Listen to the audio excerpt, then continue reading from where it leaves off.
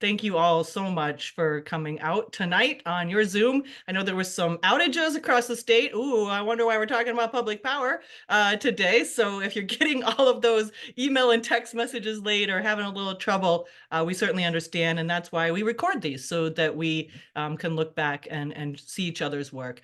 So this series is really built from MiCAN's steering committee, which is composed of about 15 to 20 leaders of local climate action groups across the state. And really one of the purposes here is for all of those groups to be able to tell their stories. That's why it's called Community Voices, so we can understand what's going on at that local grassroots level, how folks, ordinary folks like you and me, are combating the climate crisis in their own neighborhoods and all the wonderful things that they are doing. These are mostly volunteers, right? So remember all of that and those pieces. So welcome, welcome. Tonight we are very, very lucky to have Ann Arbor for Public Power. And we've got both Michelle Deatrick and Greg Woodring here, a board president and board member, to give us their overview of Ann Arbor for Public Power. I'll do just a couple updates, and then I will turn the show over to these fine folks, and we'll have sounds like some good questions and discussion tonight. So the first just quick announcement, we just booked our next members meeting. So we try to host these Community Voices series, we convene our steering committee, and then quarterly we do members meetings. Now, one of those is always the summit, but our next one for a members meeting is coming up this March. We are hoping to launch and get all of you connected to a new digital platform that we're exploring. It's called Mighty Network, and it's kind of somewhere in between Slack and like a website or being on Zoom, but it's a place where you're going to be able to connect with other members, other groups across the state, have conversations, add your events, put posts in there, have conversations with the highlighted hashtags that you can search for. And we're really hoping this is going to further our mission to amplify, connect, and support all of your work for the greatest impact. And I've got that link here too, since we're on Zoom. Maybe you don't want to take a picture of my screen tonight, but I will find the chat unless my team is way ahead of me. So that's our March members meeting. That's just live, so our event page isn't even up yet. I hope you'll come to that virtual as well. And then the big announcement I hope everybody saw came out last week. We have sealed the deal. Thanks so much to our gracious hosts at the University of Michigan, which is auspicious tonight with we've got our folks from Ann Arbor going.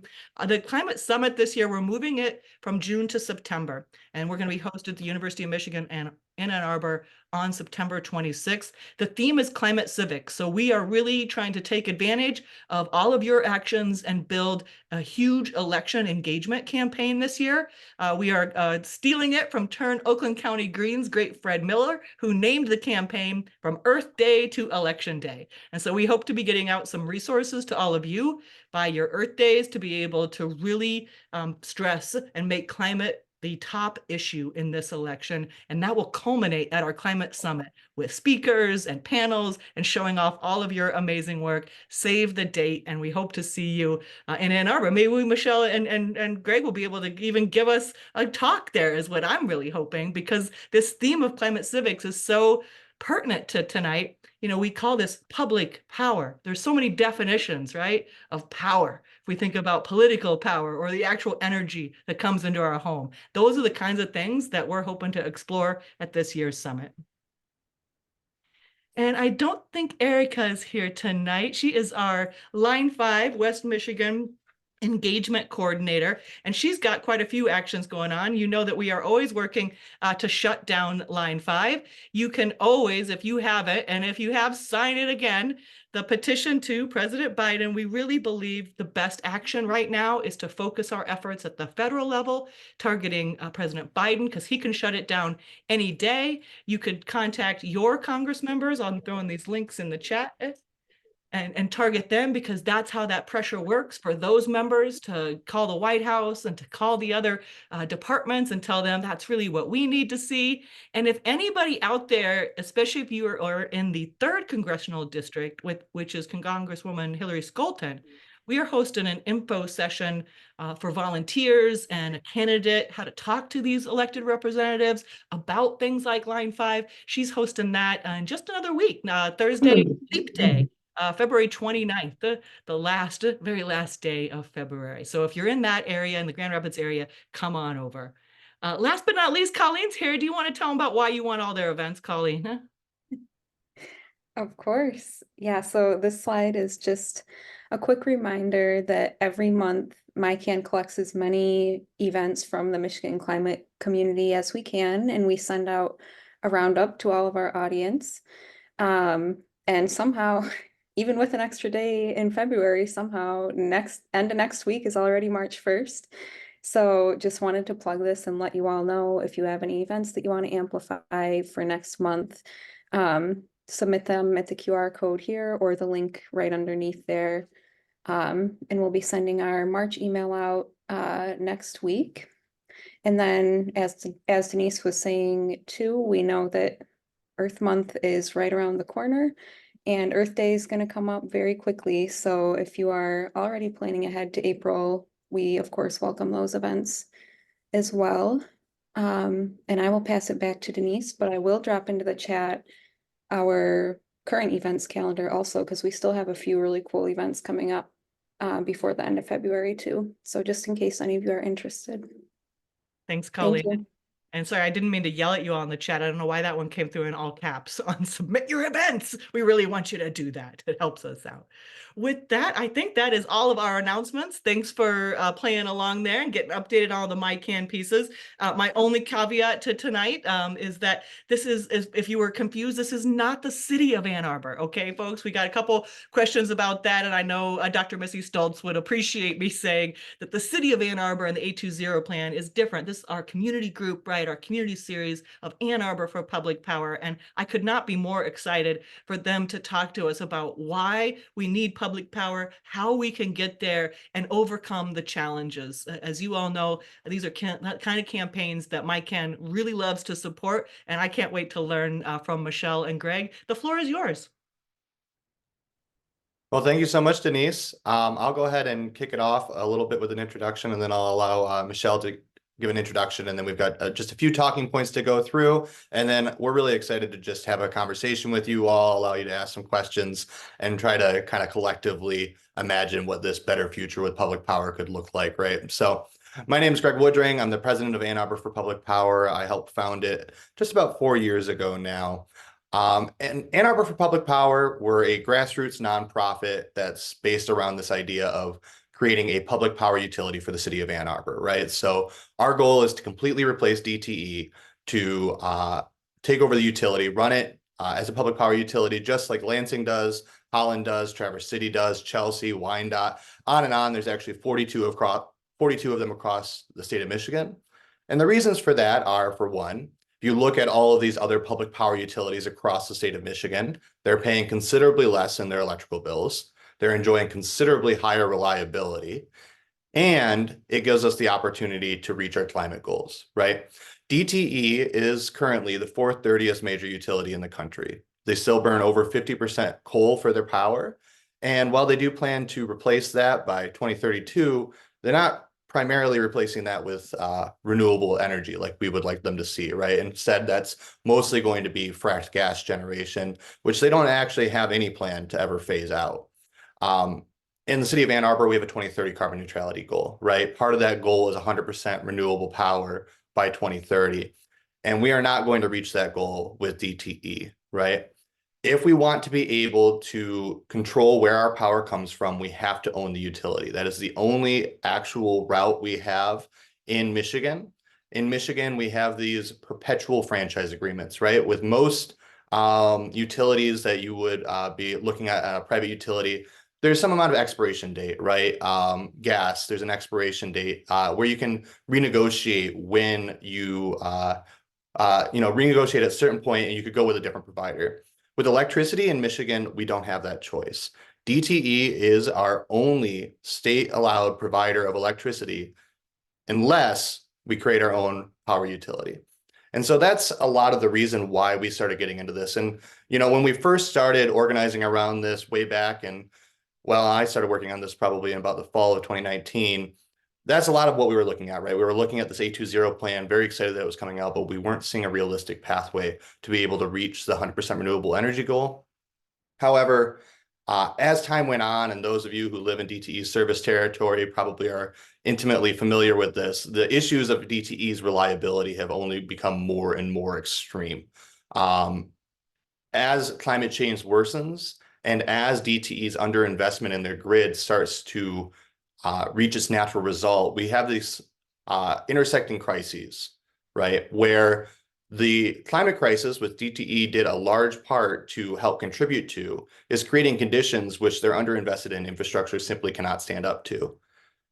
We're at this very pivotal phase in our in our evolution as a species, right? We have to radically change the way that we generate our power, the way that we power our society. And so when we are in such a phase like this, it really bears us to seriously consider, how is it that we are doing things, and are they just, are they the most equitable, and are they the most efficient ways that we can do these things? Currently, we pay DTE 14% profit in order for them to give us worse service, worse reliability, and dirtier power than other cities across Michigan are currently enjoying with public power. For us, the answer is no brainer. Public power is the answer, and that's what we're committed to trying to achieve. And now I'm going to turn it over to Michelle to give a bit of an introduction to herself.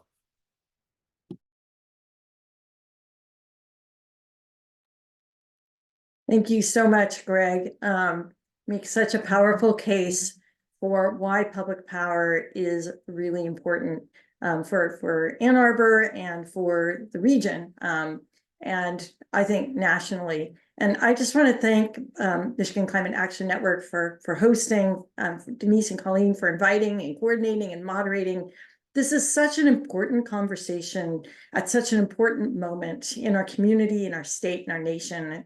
We're not at a climate tipping point. We've passed and are passing them, and we see it all around them. Record storms, out of control wildfires, rising temperatures, ocean currents changing. Today across southern Michigan, it was nearly 60, as you may have noticed, in mid-February. So I can't think of a more important conversation to have at a more important time. And I really appreciate that Denise invited us to share our personal stories of how we became to be champions of public power, and in particular Ann Arbor for public power, because these personal stories are super powerful, forgive the pun.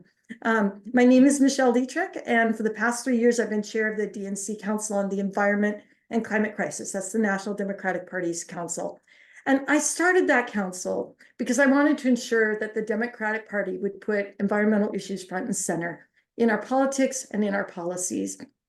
And I'm really proud of our team. We do a lot of vital works, but one of the things I'm most proud of is our organizing that we're doing at the state and local level through local Democratic Party environmental councils and our network of allies around the country. Because I'm an organizer, it's what I do. I'm a longtime union member and organizer, a former elected official. I kept organizing even then. But I also love being a member of the advisory board for Ann Arbor for Public Power, or affectionately A2P2. And it's through that lens, that nexus point of environmentalism and organizing, that I came to be a champion of public power. Because public power is literally taking that power back into our own hands, literally and metaphorically, into our own hands, into the hands of communities. It's about tackling a global problem from the grassroots up. And public power can push hard to be 100% renewable, because it's not about profit, it's about people, it's about communities, it's about our planet. So this year, the planet surpassed 1.5 degrees Celsius of warming for 12 consecutive months for the first time. It won't be the last. And there are now indications in a new study released earlier this month that we may have already blown right past the Paris Agreement 1.5 degrees of warming on a permanent basis. And there's not consensus around that yet, but it's crystal clear that unless we do something different, and very soon, in 6 years, before the end of this decade, before the kids who are in middle school now enter college, we will definitely have used up our global carbon budget for keeping to 1.5 degrees. So there's not one solution. We need multiple solutions. We need the federal government to step up and declare a national climate emergency and act on it.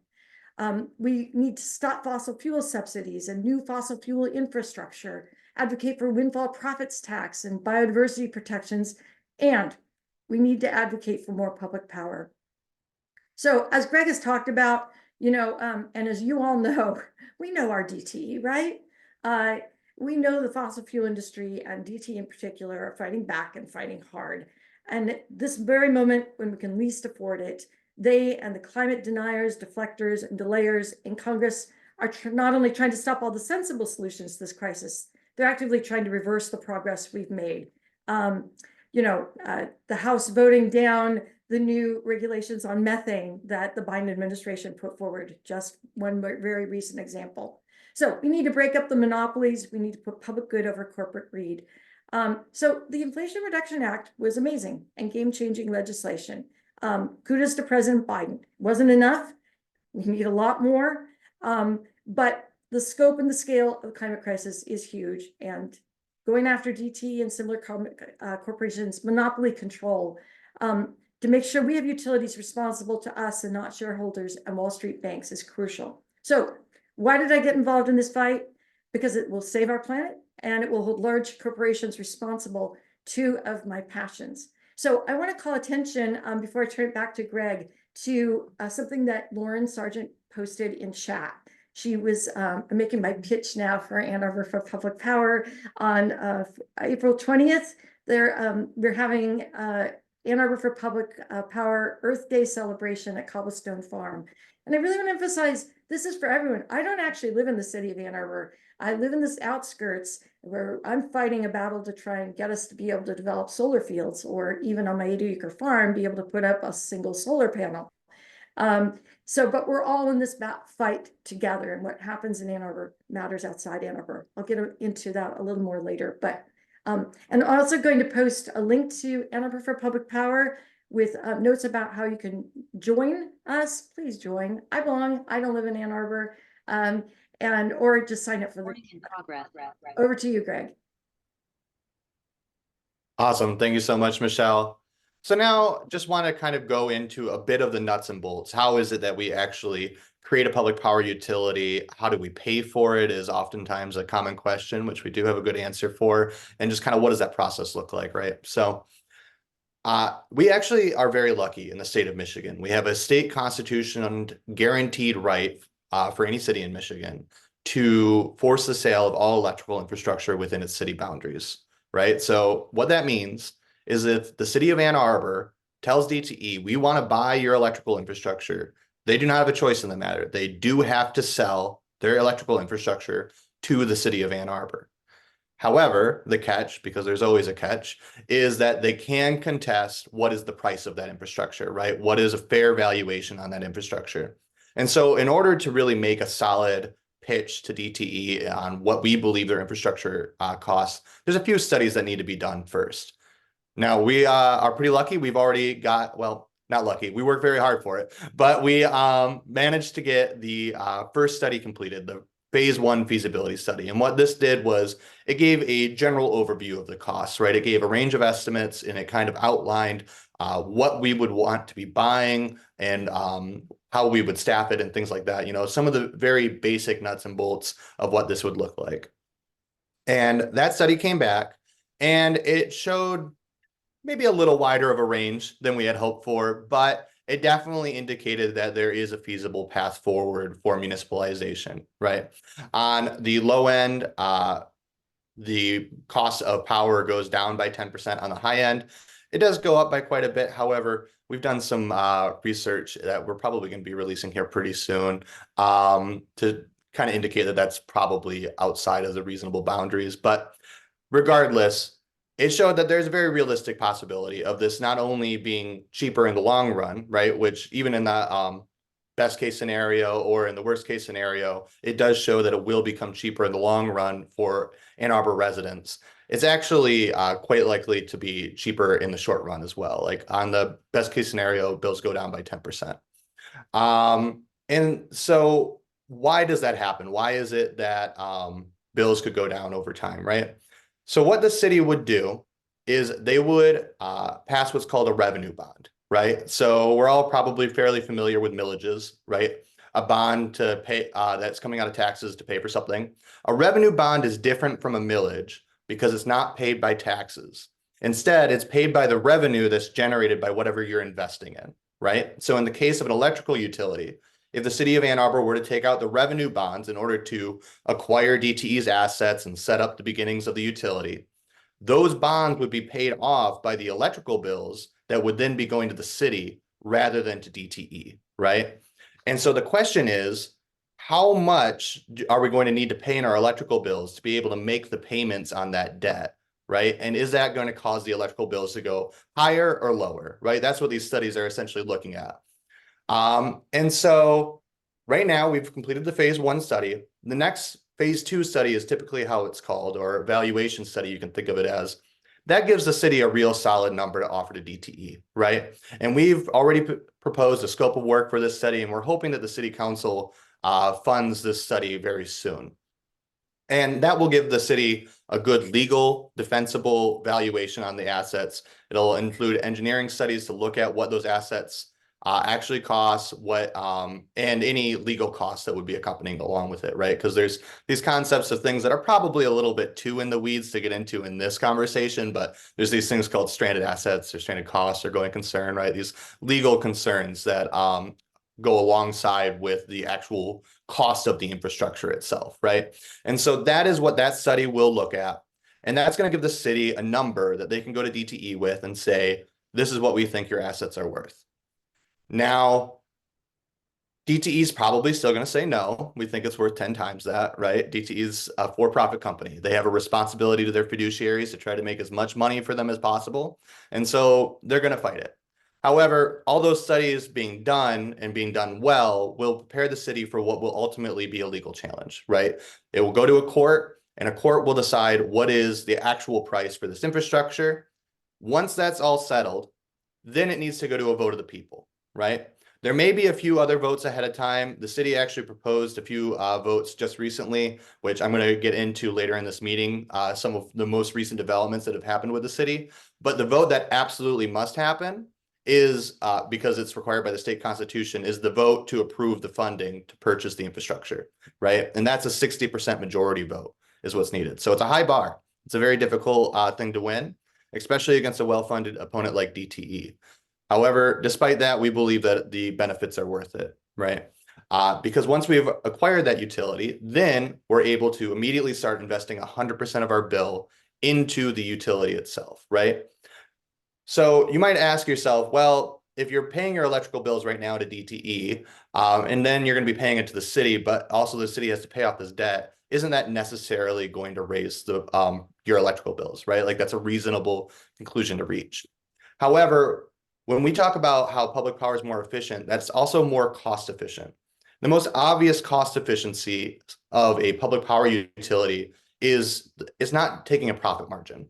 Right now, 14% of our electrical bills that we are currently paying out to DTE are not going to infrastructure, they're not going to wages, they're not going to any of these things. They're going to shareholder profits, right? They're going to profits for the company being paid out in the form of dividends or retained by the company.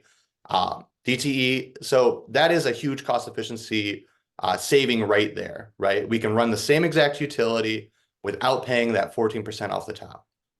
However, DTE also engages in a lot of things that a public power utility wouldn't. For one, they're one of the largest lobbyists in the state of Michigan, right? Those of you who are involved in state of Michigan politics are probably very well aware of this, right? DTE is an extremely powerful lobbying force in the state of Michigan, and they're spending our energy bills in order to advocate against us in many cases for dirtier energy, for less regulations.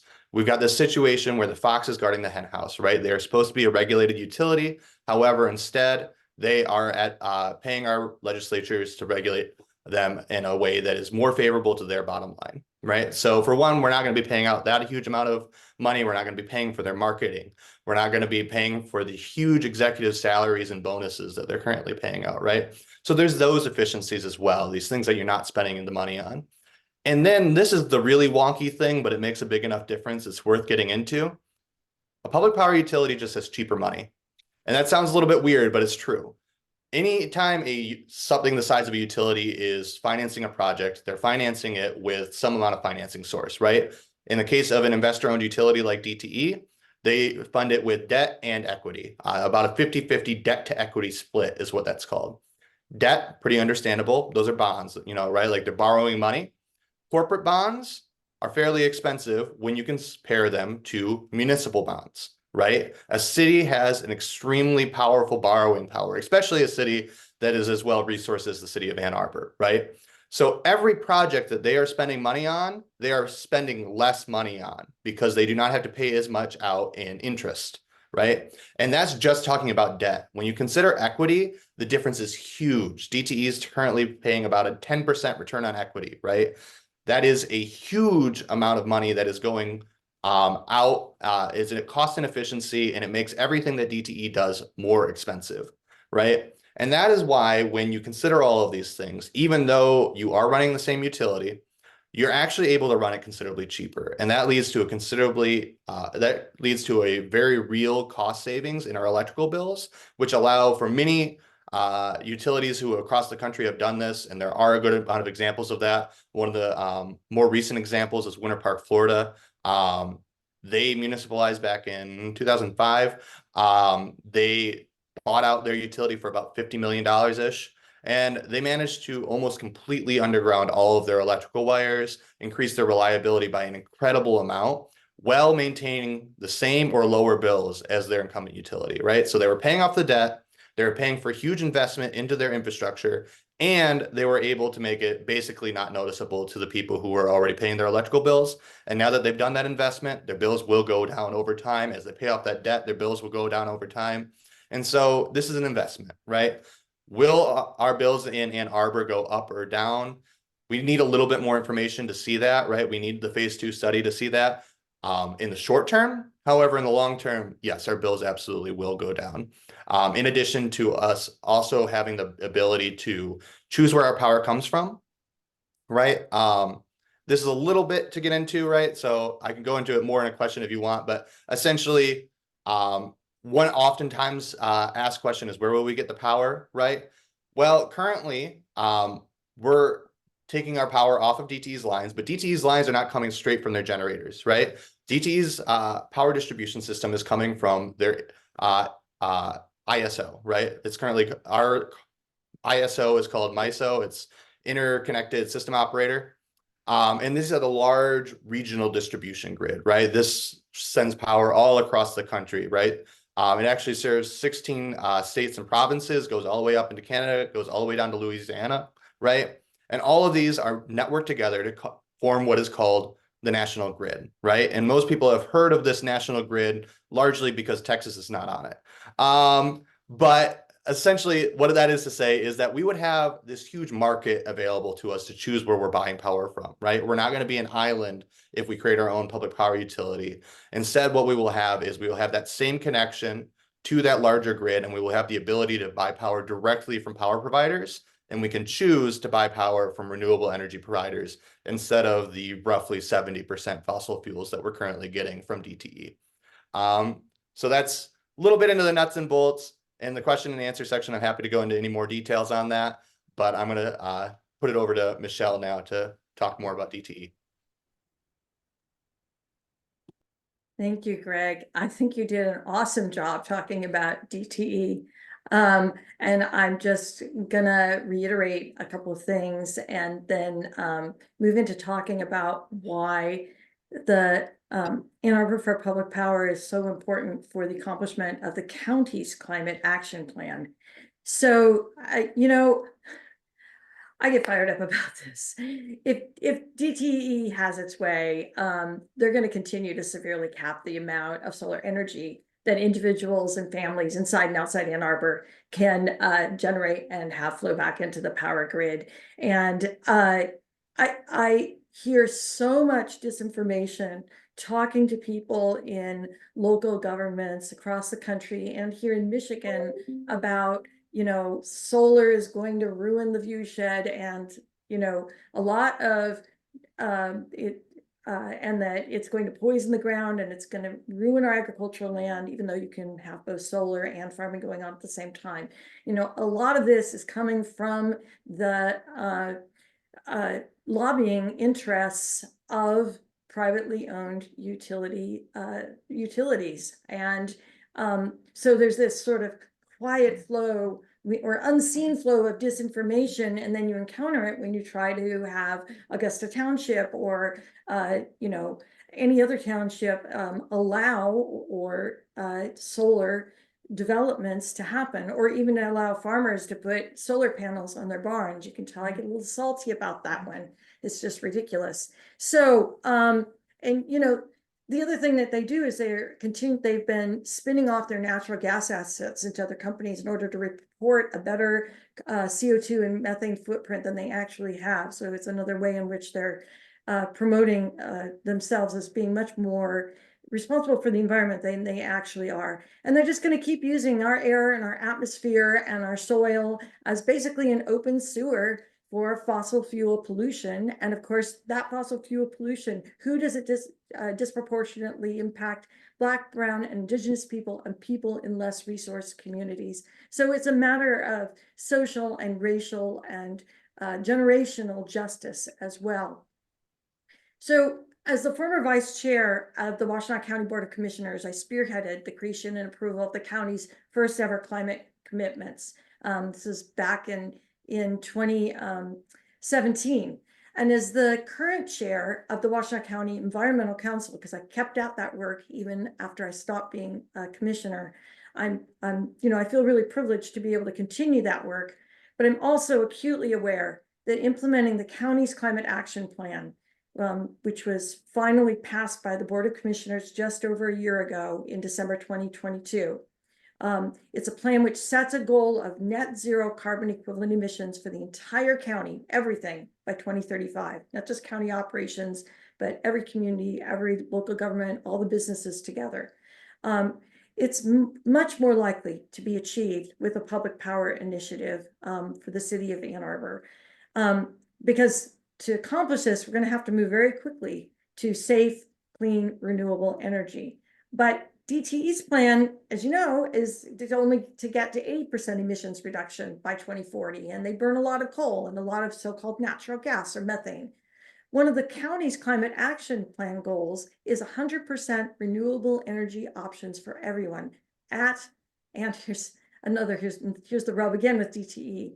They're not going to get us to that renewable energy goal, but the other part of the county's climate action plan is that electricity will be at or below the current cost of electricity, whereas DTE keeps making rate hike after rate hike, and even you know, as many as they can get through the MPSC.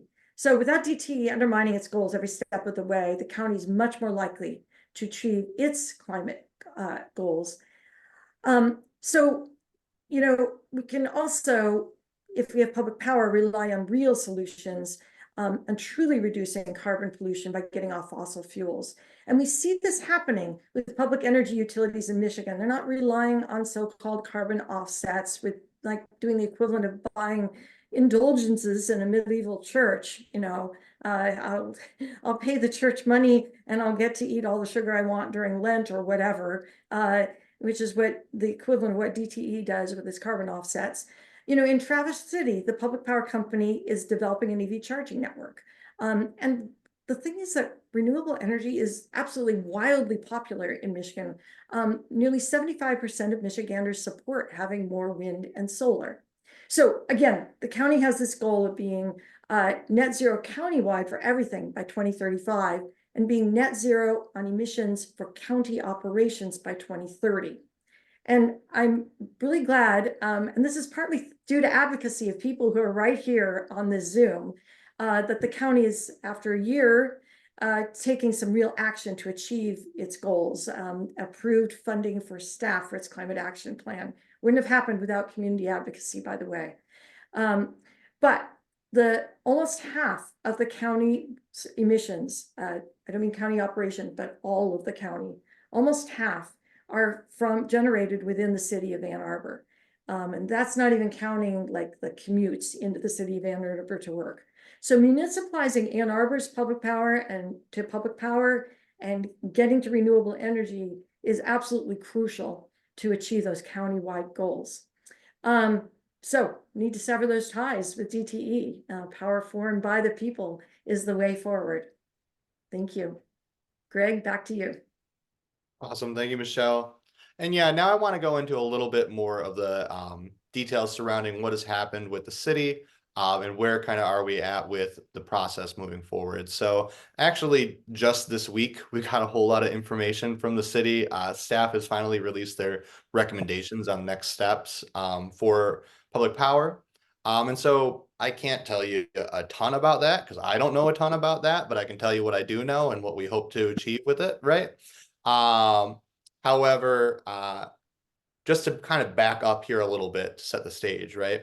So Ann Arbor for Public Power, since inception, which officially was about June of 2020, had been fighting for a feasibility study, right? We began advocating for this within the Energy Commission, and eventually it moved up into City Council, and City Council actually did pass a resolution calling for staff to write a request for proposal for a feasibility study in January of 2021. That study was actually funded in September of 2021, and it was completed in September of 2022. Or no, sorry, it was completed in September of 2023. And so now here we are, several months after September, having had time to digest the study.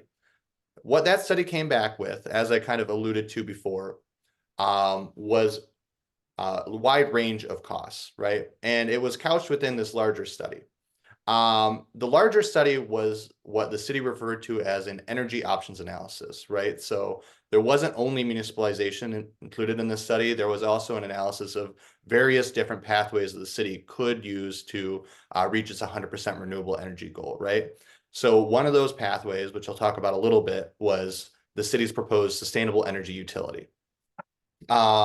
And then also they included some analysis of things like RECs, offsets, virtual power purchase agreements, which us in Ann Arbor for Public Power are not huge fans of, much for some of the reasons that Michelle alluded to earlier, right? It's well, some of them can be done in such a way that they may increase the amount of renewable power total. It's really not the same as actually replacing carbon generation with renewable power, right? We can't simply just build new renewable power for expanding generation, right? We need to actually decommission carbon emitting fuel generation, right? And so when you actually move off of carbon-based fuel, that's a much bigger impact than actually buying a credit or doing a virtual power purchase agreement or something like this, right? So the other thing that they looked at in addition to the municipal utility is the sustainable energy utility. Now, the sustainable energy utility is a plan that came out of some of our early conversations with the city and the Office of Sustainability about municipalization, right? And you can see it as a bit of a compromise position, or you can see it as we like to see it as a bridge to full municipalization, right? And the idea is that while the city does have to go through this acquisition process that can take some amount of time and it's difficult and it does cost a decent amount of money to do, right? Which I alluded to earlier, right? They could actually stand up a utility today without doing any of those things and start doing a few different things, right? So they could start putting additional solar on people's houses, right? There's currently a cap on the amount of solar we have. That cap has been raised thanks to the tireless efforts of a lot of climate champions, and I'm sure that probably some of the people on the call tonight were involved in fighting on those issues, right? However, it's still too low, right? I believe that it was raised to 6%, and there might be plans to raise it up to 10%. However, it's still far from 100%, right? Additionally, DTE is still able to limit the amount of solar that you're able to put on your house to what they believe you can consume. And oftentimes it's lower than what actually you can consume, right? They keep you in the situation where you still are going to, in most situations, unless you have a very robust battery backup system, have to pull power off their grid, right? A sustainable energy utility theoretically could help you avoid that. It could allow you to add more solar to your house, and it might even be able to allow us to microgrid houses together, right? So that if you do have excess energy, you could share it with your neighbors, you could share it with your neighbors' batteries potentially, maybe even able to do some battery systems with the sustainable energy utility. And so the feasibility study looked into that, and it kind of created a bit of a plan for how you would set something like that up. There's still a lot of details on that need to be hashed out. However, it did show that without storage, you could set up a sustainable energy utility that would be less expensive than going with DTE, which is good, right? And it estimated that by 2030, it could conceivably power about 10% of Ann Arbor, right? All of these are good things. None of these are bad things. However, there's a pretty large gap between 10% and 100%, right? And that's where we see the munis coming in, right? So the SEU is this fantastic opportunity for us to get started quicker than a municipal utility could actually start, right? Because we wouldn't have to go through that legal acquisition process. And that can serve as a bridge that would allow us to get to the full 100% renewable power that we're looking to get to with the municipal energy utility. And so the feasibility study came back with that plan. It came back with a wide range of estimates that I've already gone into quite a bit. And it recommended that if the city wants to continue to pursue municipalization, that they fund a phase 2 study. As I mentioned, we released our requested scope of work for a phase 2 study that was based off of a lot of research that we've done with people across the country who have done this sort of thing.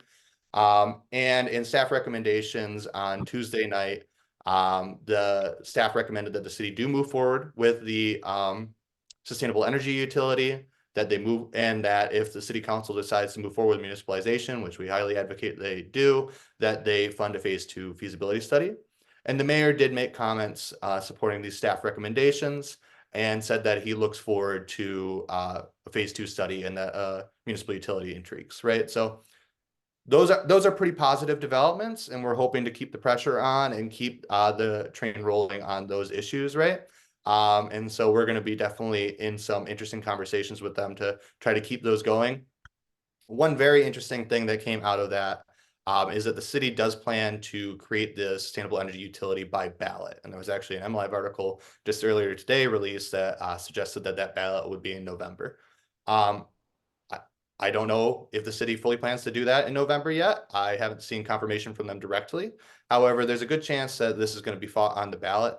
And presuming that that sustainable energy utility is structured in such a way that it does allow for municipalization to continue, then we are probably going to be looking forward to helping support that in November. So that's kind of the current updates with where things are at with the city. Michelle, I'll pass it back over to you. Thanks, Greg. It's all very exciting. I mean, there's real progress, there's real movement in the city of Ann Arbor, and it is directly a result of, it's directly a result of DTE being such a terrible utility, even among privately owned utilities. But it's really all about the organizing and the leadership of people like you. And I think I see Lauren Sargent's on this call, and Don Lee, and forgive me if I'm missing others who are part of Kathleen Murphy, others who are part of the movement. But one of the things that really excites me is that I am seeing public power becoming a driver of the transition off oil and gas and coal into clean energy nationally. We've already mentioned public power utilities exist in 49 states, but as I travel the country for the other work that I do for the Democratic Party, I don't just talk about the party, and people are talking about public power with a lot of excitement. We're seeing movement toward public power in Milwaukee and Tucson and San Diego. There was the landmark renewable energy law passed in May in New York State, only possible because there was a state public power provider alternative to the private power provider. And they are mandating a host of climate and environmental justice and labor forward policies.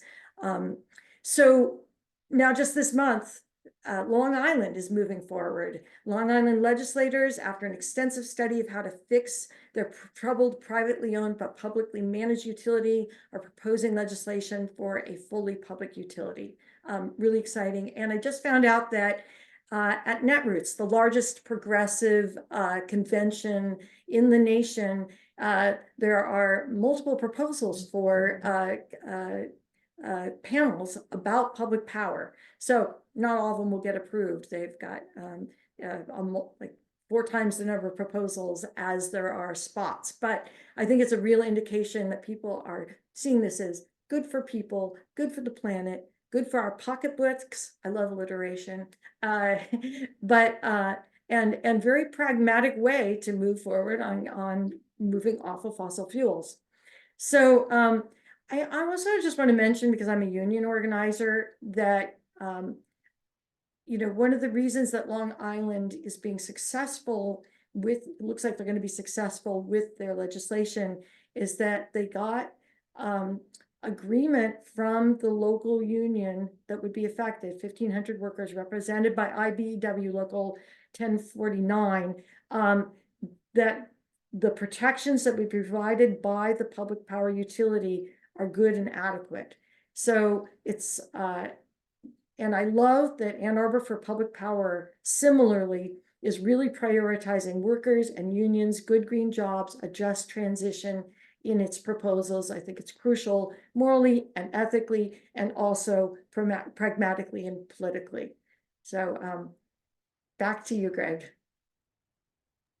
Thanks, Michelle. So yeah, now I just wanted to kind of talk a little bit about what is the real challenges here. So I've gone through a decent amount of those challenges, right? You know, there are just technical difficulties, right? It's not a simple thing to set up a utility. However, primarily the difficulties here are political, right? Now, one of the bigger issues that we're facing here, but it's also an opportunity, is that if Ann Arbor were to municipalize, we would be the first city in Michigan to do it 100 years, right? Now, there are cities that have done this across the country much more recently, and there are plenty of examples to draw from. However, in Michigan, this hasn't happened in quite a while, right? And that's a huge opportunity, right? Ann Arbor is a city that is uniquely well positioned to take on a fight like this, right? They have a progressive voting base. They have definitely the resources to accomplish such a task, right? And this would open up the doorway for other communities to follow, right? It will chart a clear legal pathway for how you accomplish this sort of things. It will set precedents that will make it easier to resolve these legal disputes, right? And it will allow for communities to get into this a lot easier, because ultimately municipalization pays for itself, right? You are going to take out revenue bonds, and then you're going to pay those off with the energy bills that you're already paying, right? The thing that doesn't necessarily pay for itself is the legal fight, right? That legal fight is going to have to come out of the resources of the city, right? So if the city of Ann Arbor can make that easier for other communities, that lowers that bar of entry for other communities to follow suit, right? Additionally, we're going to have to fight a very tough campaign, right? DTE is likely going to spend millions against us to try to retain Ann Arbor. Ultimately, Ann Arbor isn't that large of their rate base, right? It's only about 3% of their total energy demand. It's about 5% of their total revenue. However, they are still going to fight very hard, right? As I mentioned, they're a for-profit company. They are not going to want to see a cut to their profit margins that they are currently extracting off of Ann Arbor. And they are not going to want to allow that type of precedent to be set.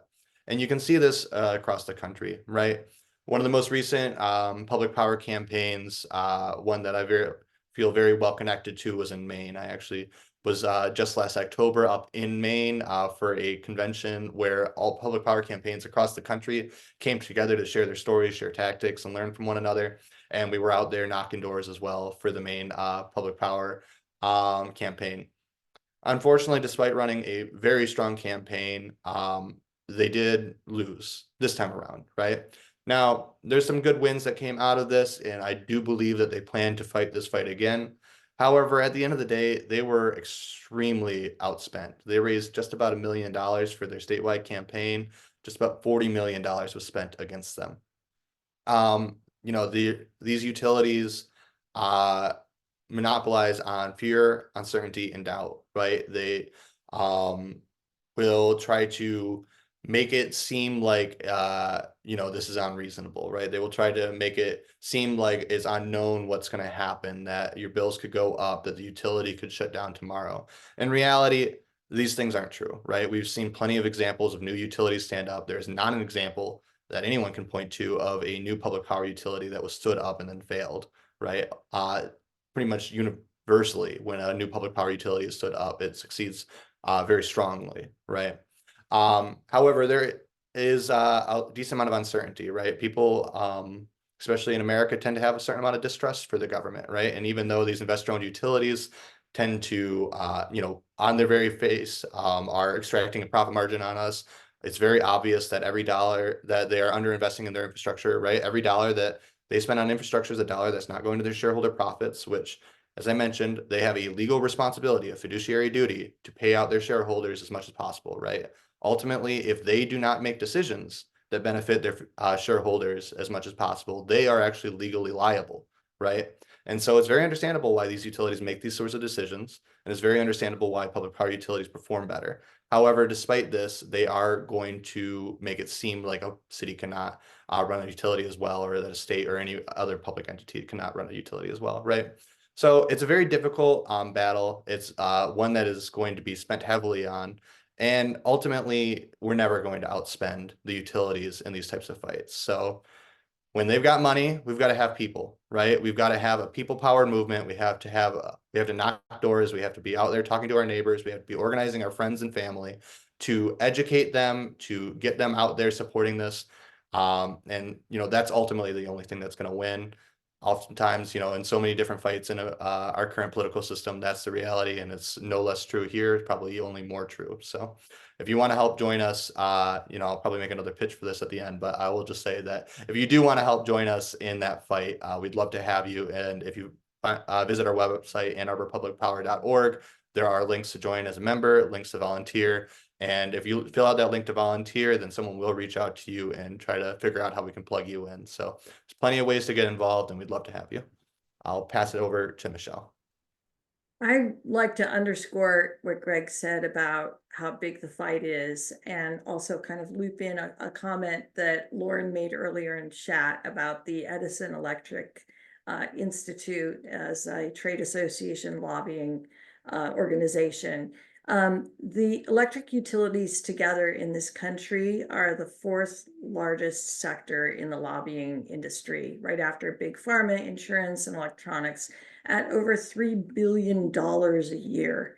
And a lot of that money is funneled through the Edison Electric Institute, has almost $100 million budget, which they wield for their members, and they fund climate denial, and they founded the Global Climate Coalition.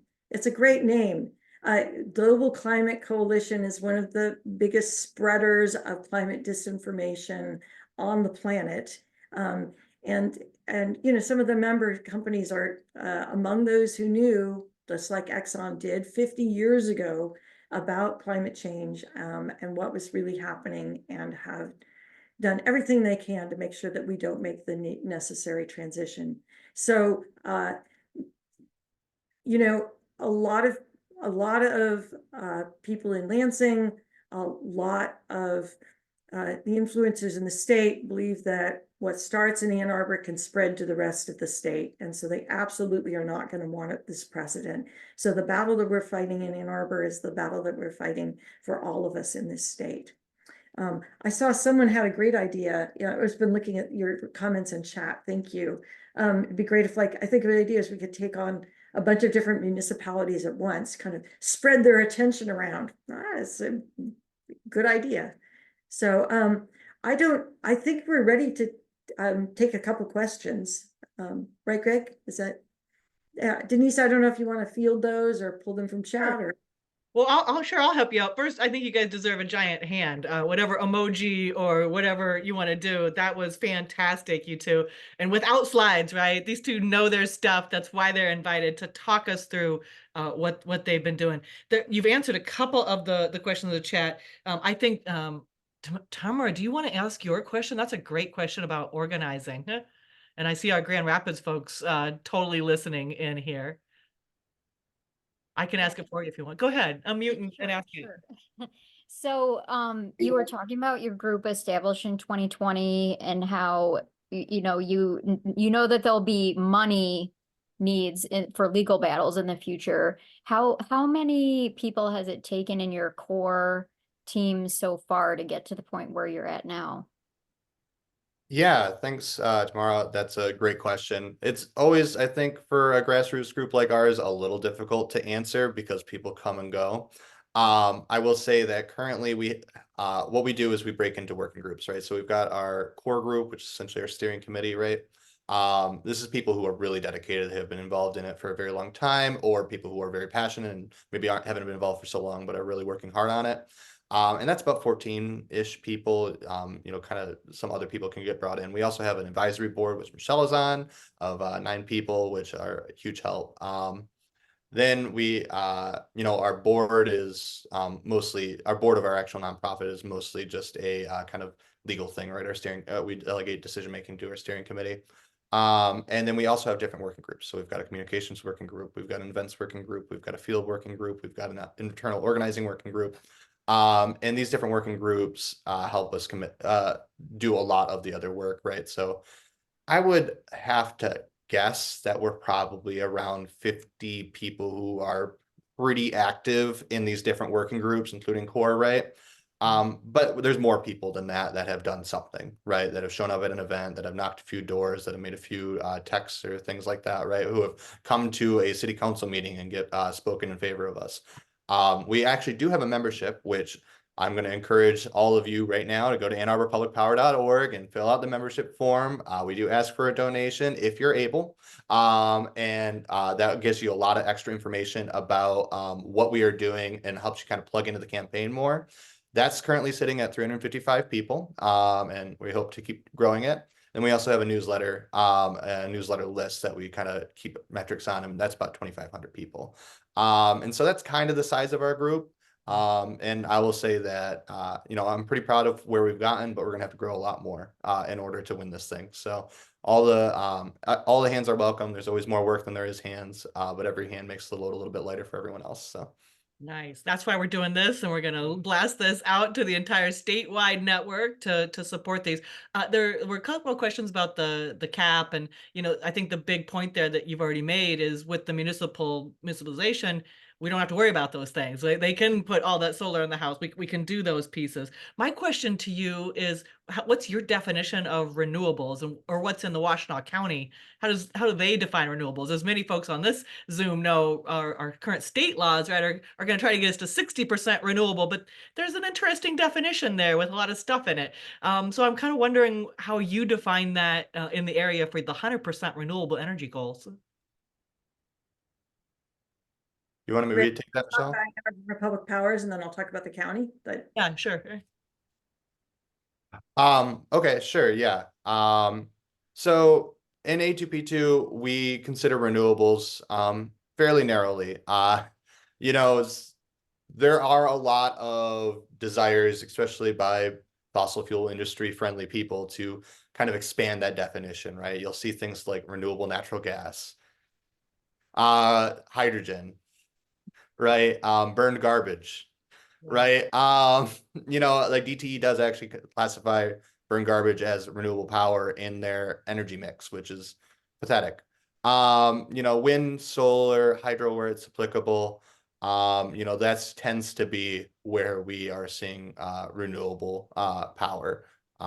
So yeah, it's, I wouldn't say that we have a very strict definition of it, but we want to see renewable power that not only is actually renewable power, but isn't also contributing to the climate crisis in other ways, which renewable natural gas or hydrogen oftentimes do. So I should make clear that I do not speak for the County Board of Commissioners. I am the chair of the county's Environmental Council. So I just want to make that as I speak clear. So my personal definition of renewable is clean and safe. So it includes wind, solar, geothermal, some limited hydro, and I'm very open to new technologies. I'm just waiting for them to become both cost effective and truly be shown to be safe. I do think we should keep doing research and throw everything we can at truly renewable, clean and safe and just options. The interesting thing about the county's climate action plan is it doesn't actually dig down into what renewable means. And because it does in fact rely in the end on about 30% of its carbon emission reductions coming from buying DTE offsets, which I'll be frank, I was objected to, but that's how they could get to where they wanted to get. It obviously is defining renewable maybe differently than I would personally, so. Yeah. Well, thanks for that, because I think the question could be, well, but the state passed all these laws that say DTE even has to get to 60% renewable energy, but it's not really renewable in the way that most of this climate community thinks about it. And the municipalization really offers that ability to go above and beyond and to make those own goals and make it happen in your community. So yeah, sorry, I had to ask that question. I know it's 7:02. If you got to jump, you got to hop. I know we're in between a great candidate education session from our Grand Rapids folks and the solar story on Thursday nights at 7. So I know there's lots of folks going to many things.